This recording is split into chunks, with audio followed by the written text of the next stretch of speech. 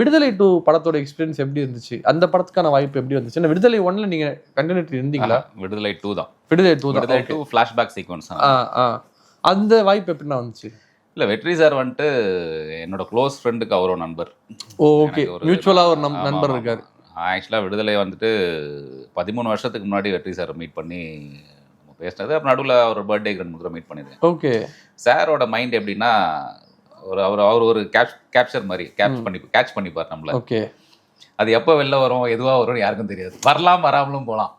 But நமக்கு அந்த ஒரு தேடல், அந்த ஒரு முயற்சி, ஒரு 13 வருஷத்துக்கு அப்புறம் ஒருத்தனை மைண்டில் வச்சு இந்த கதாபாத்திரத்துக்கு கரெக்டாக இருப்பான்னு நினச்சி நம்ம கூப்பிட்டு இந்த ஒரு நெகட்டிவ் ஷேட் கொடுத்து எனக்கு ஒரு ஃபைட் சீக்வன்ஸ் கொடுத்து ஓகே பொறுத்தது போதும் அது பாட்டில் வர வச்சு.